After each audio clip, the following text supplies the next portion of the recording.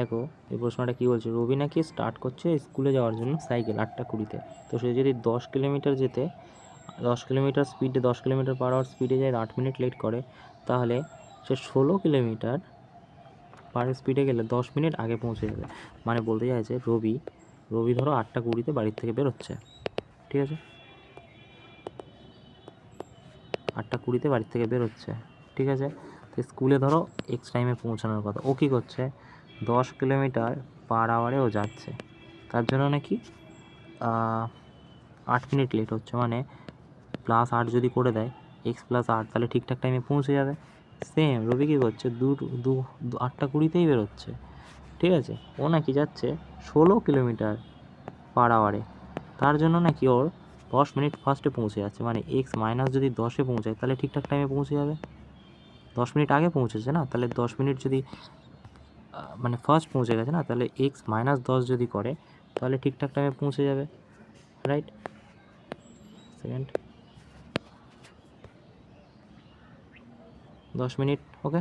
এবারে বলছে কি, বলছে কটার সময় ও পৌঁছাবে স্কুলে 8:20-তে বেরোলে। তাহলে আমাদের বলতে হবে এইখান থেকে এই যে রাস্তাটা, এই ডিস্টেন্সটা বের করতে হবে আমাদের। আমরা তো এখানে জানি এইটা স্পিড, ঠিক আছে, এটা টাইম, তাহলে এই দুটো গুণ করলেই আমরা পেয়ে যাব হচ্ছে ডিস্টেন্স থেকে এক্সের ভ্যালু বের করলে কতক্ষণে যাচ্ছে বুঝে যাব।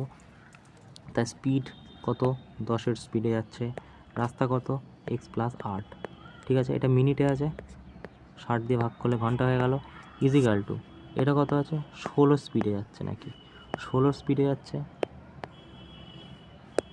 16 স্পিডে যাচ্ছে, ঠিক আছে, x-10 ডিস্টেন্স 60 মিনিট, ঠিক আছে, ওকে।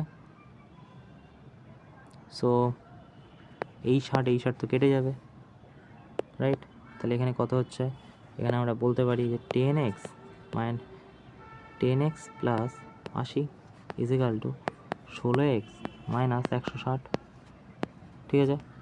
এবারে এই 160 যদি এদিকে 6x হয়ে যাবে, আর এটা যদি এদিকে চলে আসে